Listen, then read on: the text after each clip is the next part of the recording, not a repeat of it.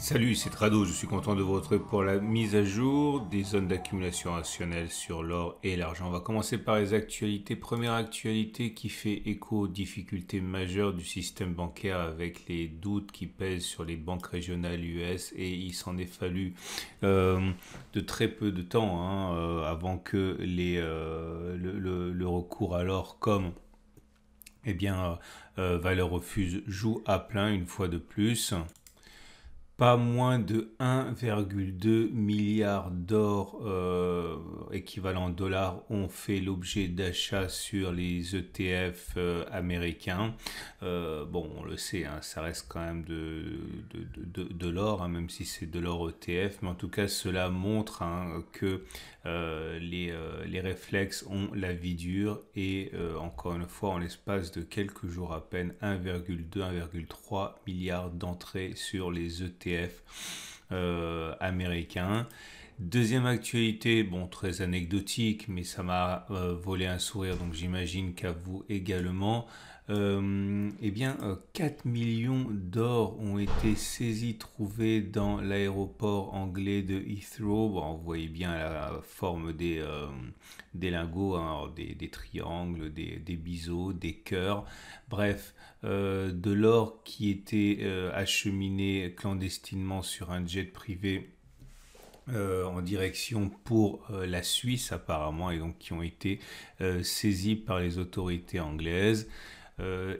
Troisième actualité, et c'est plutôt un constat d'échec, même si rien n'est fait, mais il semble bien que le fameux Silver Squeeze, diligenté par les Redditeurs, comme on dit, hein, vous le savez, le forum américain Reddit était parti pour vouloir réitérer son exploit qu'il avait réussi à connaître sur GameStop, sur AMP en faisant un short squeeze sur ses actions. Il voulait faire la même chose sur l'argent et force est de constater que depuis que l'opération a été menée, l'argent se négocie plus bas.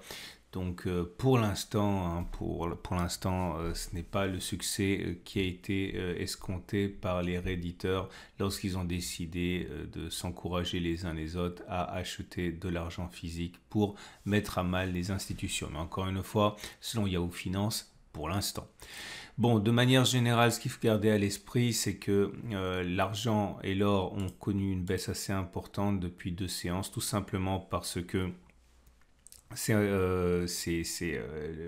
l'action des banques centrales et notamment suisses et américaines en vue de préserver le système bancaire national qui ont rassuré les investisseurs qui donc du coup se détournent de l'or qui avait très largement bénéficié de la panique bancaire et donc puisque les choses semblent aller mieux, l'or n'est plus en odeur de sainteté depuis 48 heures, mais il faut savoir que c'est la rencontre de la Banque centrale américaine mercredi qui va donner le ton. On a rarement connu autant d'indécision.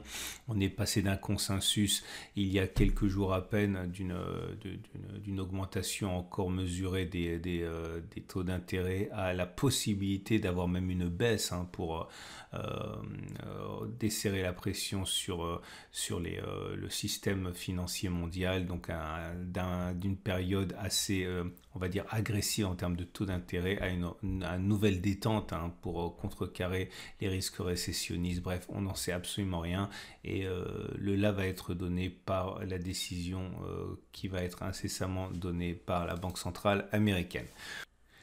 Et avant d'aller plus loin, je voudrais battre le rappel par rapport à cette très belle initiative, ce nouveau produit proposé par mon partenaire au coffre. Il s'agit de l'or zéro empreinte, en particulier pour tous ceux qui veulent que leur investissement en or n'ait pas de répercussions sur l'environnement. Il est possible à présent d'acheter des bijoux anciens.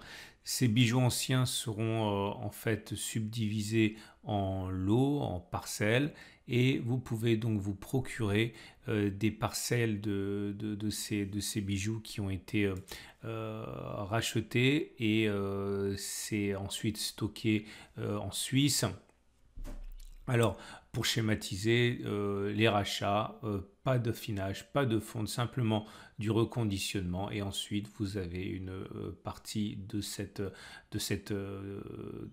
paquet d'or reconditionné qui vous appartient et qui est stocké pour vous.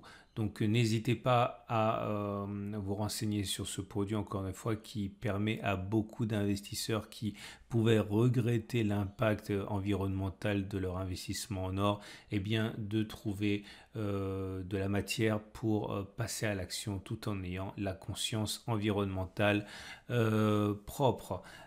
Et sereine. Donc vous avez un lien juste en dessous de la vidéo pour en savoir davantage. Et voilà l'or libellé en euros qui connaît donc une décrue importante depuis 2 séances. Hein. Alors ça prend pas naissance n'importe où. Hein. Il faut comprendre qu'on était sur une zone de résistance ici. Cette zone qui correspond au plus haut en fait de février 2020. Bon, une résistance classique, on va dire. Il est normal que les choses se soient organisées sur ce niveau et pas un autre. En tout cas, dans l'immédiat, un retour sur les 17,86, 17,83 est envisageable, voire un retour sur les 17,15, 17,01. Ce sont les zones d'accumulation rationnelle suivantes. Donc ici et là, la tendance de fond est haussière, la tendance de long terme est haussière. Rien pour l'instant à craindre au regard de ce qui se passe. Les bougies Aiki-Nashi montrent par contre qu'on n'est plus en tendance haussière. Hein. La pression est neutre avec une bougie rouge avec mèche haute et mèche basse. Donc c'est pas extrêmement baissier, mais en tout cas c'est plus haussier du tout. Pour que ce soit baissier, il faudrait des grandes bougies rouges sans mèche haute, comme il y en a eu ici, voyez. Mais pour l'instant c'est pas du tout le cas. Donc oui, la pression haussière s'est évanouie soudainement, mais c'est pas encore une pression baissière. Pour l'or libellé en dollars, c'est la même chose. On est dans une situation où la tendance est absolument pas remise en cause. Vous êtes au-dessus de la moyenne mobile à 200 jours qui monte et au-dessus de la moyenne mobile à 50 jours qui monte. En termes tendance de fond haussière. Là aussi, l'attaque baissière a eu lieu sur une résistance majeure. C'est assez classique, 20,36, 20,72. On le savait, on l'avait déjà identifié. La prochaine zone d'accumulation rationnelle, c'est pour les plus patients, hein, 18,26, 17,77 dans l'immédiat.